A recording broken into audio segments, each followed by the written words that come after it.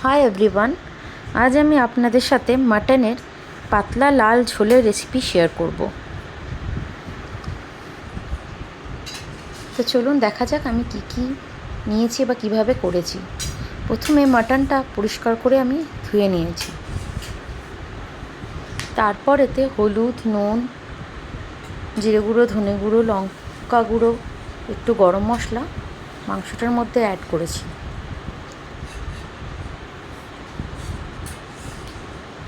তারপর এতে সর্ষের তেল দিয়ে মাংসটাকে আমি ভালো করে ম্যারিনেট করতে রেখে দিয়েছিলাম 1 ঘন্টার জন্য। এরপরে কড়াইতে আমি তেলটা গরম করতে দিয়েছি। তাতে আলুগুলো আমি একটু লাল লাল করে ভেজে নিয়েছি।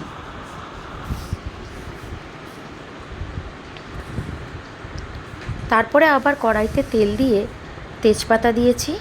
এগুলি সব গরম হয়ে গেলে কুচিয়ে রাখা পেঁয়াজ, আদা বাটা, রসুন বাটা সবই রেডি করে রেখেছি। এগুলো আমি আবার কড়াইতে দিয়ে লাল করে ভেজে নিয়েছি। তারপরে এর মধ্যে আমি টমেটো অ্যাড করেছি। তারপরে আদা বাটা, রসুন বাটাটাও আমি অ্যাড করে ভালো করে পেঁয়াজটাকে আমি ভেজে নিয়েছি। লাল করে ভাজার পরে আমি এতে মাটনটা যে মশলা মাখিয়ে রেখেছিলাম সেটা আমি অ্যাড করে রেখেছি, মানে অ্যাড করে দিয়েছি।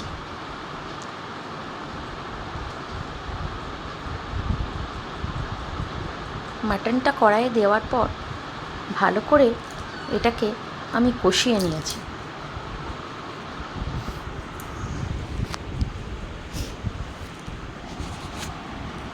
একটু সময় ধরে এটা কষাতে হবে।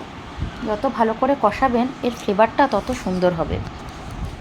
ওপর থেকে আমি মিট মশলা ছড়িয়ে দিয়েছি।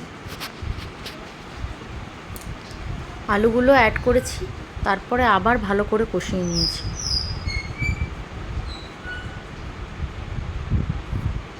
কষানোর পরে আমি এতে গরম জল দিয়েছি। গরম জল দিয়ে কুকারের মধ্যে কাশ্মীরি লঙ্কা গুঁড়ো আর গরম মশলা গুঁড়ো দিয়ে দিয়েছি। আমার মাংস হয়ে গেছে। ভিডিওটি আপনাদের কেমন লাগলো জানাবেন। Please like, comment, share, subscribe করবেন। এই যে লঙ্কা দিয়ে দিয়েছি মাটনের ঝোলে। মাটন আমার রেডি। ভিডিওটি কেমন লাগলো জানাবেন। বাই।